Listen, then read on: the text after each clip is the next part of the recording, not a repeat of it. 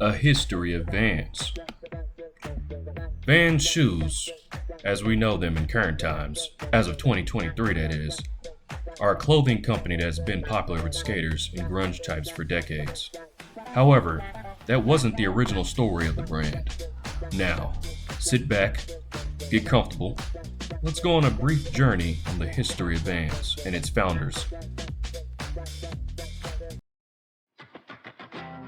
Paul Van Doren and James Van Doren.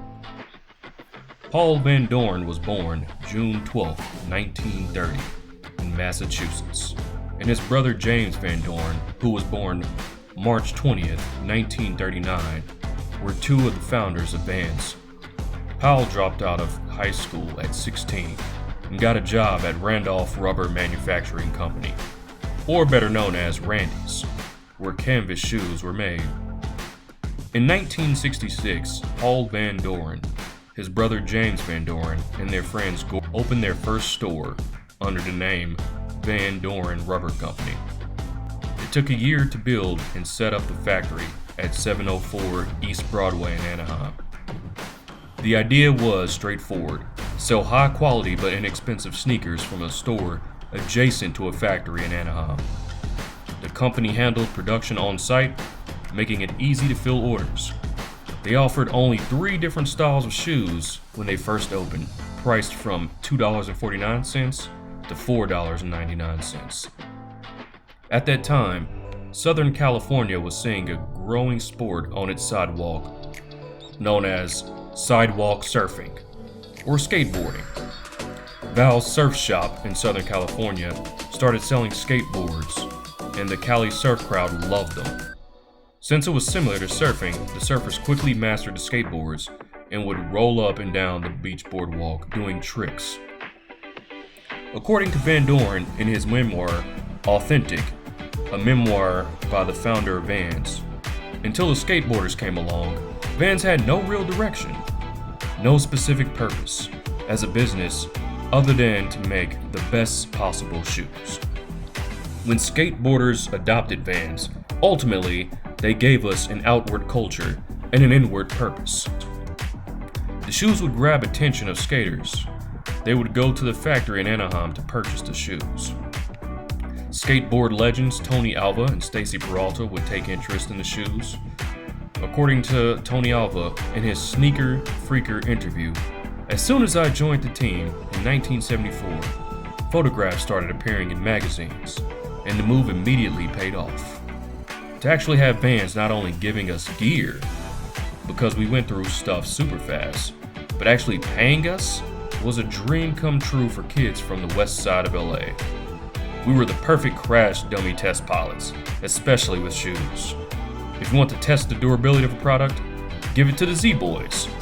We were a ragtag bunch of kids, bodies all over the ground, but we used the gear to take skateboarding to the next level. In 1976, Tony Alva and Stacy Peralta would create Vans number 95, or known today as Era. In 1977, Vans saw the release of number 36, now known as Old School, which was the first skate-based shoe to combine both leather and textiles. The doodle jazz stripe of Paul Van Doren was also introduced on this shoe. Also in 1977, Vans saw the release of Vans number 98, the classic slip-on, which with the help of BMX riders and skateboarders quickly became the top slip-on shoe to have. In 1978, Vans released the high-top sneakers known as Style number 38, or Skate High. Remember these shoes for later on in the video.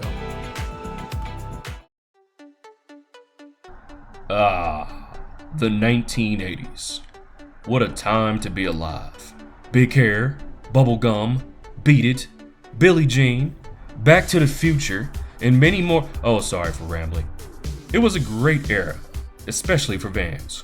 In 1982, a movie came out known as Fast Times at Ridgemont High with Sean Penn. In this movie, Sean stumbles out of a van wearing the Vans classic slip-ons. This scene gave Vans international exposure, causing record sales. Vans soon grew, from a $20 million to a $45 million company. Oh yeah, that's the sound of the 90s. In the 90s, we saw the rise of blockbuster video in movies such as Jurassic Park, House Party, The Matrix. Also, the rise of grunge bands like Soundgarden, Pearl Jam, and Nirvana. And don't forget about skating legends like Bam Margera, Rob Dyrdek, and Tony Hawk. Oh, you ever go back sometimes and watch those old 90s commercials online? Yeah, sweet nostalgia. Oh yeah, let me not forget about bands. The 90s saw the popular rise of extreme sports like BMX, skateboarding, surfing, and skiing. In 1991, Vans became publicly traded on the US stock market, allowing direct investment for the company to grow. The company would use that excess cash to advertise more and grow the brand. In June of 1995, the X Games had its inaugural games in Rhode Island, which was broadcasted on ESPN. Now that extreme sports had national exposure on television, any branding associated with it would grow with the exposure, and Vans was there along the way. By 1996, Vans exceeded $100 million in sales. Vans now had an overflow of cash. So what would they do with all that cash? Well, in '96, Vans offered to sponsor a growing rock tour known as the Warped Tour, which was started by Kevin Lyman. Vans' sponsorship allowed for them to change the name, now calling it the Vans Warped Tour. The tour is credited with launching artists of that era, such as Blink-182, Sum 41, Limp Bizkit, My Chemical Romance, Fall Out Boy, and many others. In 1998, Vans opened a skate park in Orange County, California, which gave skaters a state-of-the-art skate experience like no other at that time. Also in '98, Tony Hawk's Pro Skater game was released on gaming consoles, and it was an instant hit. The 2000s. Just when we thought the world was gonna end, it just kept going. We got the first Fast and Furious movie in 2001. This movie franchise is the reason car insurance is so damn high. 3 of the greatest trilogies to play out in movies. Let's not forget about the music, like Backstreet Boys and NSYNC are on top of the world with cult-like fan bases. Till this day, people still argue online over who's better. Rap and hip-hop artists like Jay-Z, Eminem, Dr. Dre, hold up, don't ever forget about Dre, were reaching international levels of fame and success never seen before in the genre. Punk rock bands like Blink-182, Sum 41, Green Day were making it cool to be emo. Does anyone else have an early 2000s playlist? I know I do. Oh, sorry. I always get caught up in the nostalgia. Back to Vans. 2001. In Blink-182's music video, First Date, band members were not only wearing Vans, but they also give a nod to the Fast Times at Ridgemont High scene. In 2004, Vans was acquired by Vanity Fair Corporation, or VF Corporation, for $396 million. Imagine all of the Vans shoes you could buy with that.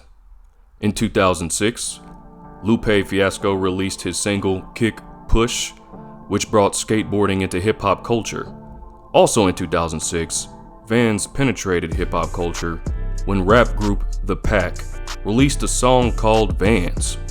The catchy hook, "Got my Vans on but they look like sneakers," played all over the radio at that time, and was also downloaded by millions of people.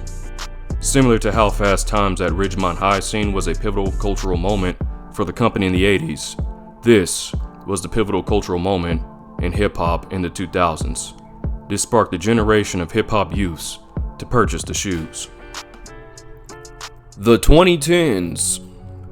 The 2010s felt like the party everyone was invited to. We've got the rise of social media. Over 1 billion people signed up for Facebook. EDM music became more popular than ever. If you ever go to a dance club playing EDM, be prepared for the fog machine to blast you right in the face. Don't forget about Marvel movies dominating movie theaters. And don't forget, I did it again. Sorry. In the 2010s, Vans skate-high shoes would see a reemergence in rap and hip-hop in social media. Artists that showed interest in skateboarding, such as Lupe Fiasco, Lil Wayne, Wiz Khalifa, and Tyler the Creator, will be wearing Vans in several videos and pictures on social media. In 2012, Lupe Fiasco's interview with Complex, he states, "I was wearing more Vans than any other shoe, and I have thousands of shoes. I was wearing them just every day, out of simplicity, ease of wear, and price point." In 2018, Chris Brown was sporting a pair of Vans in his Paradise music video, thus sparking interest for the shoes again.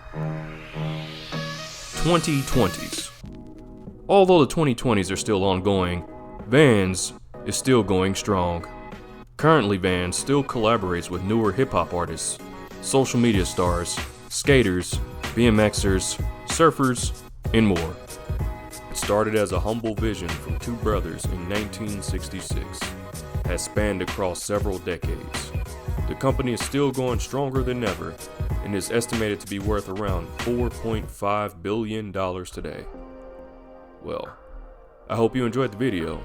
If you did, please leave a like and subscribe to see more content in the future. Till next time.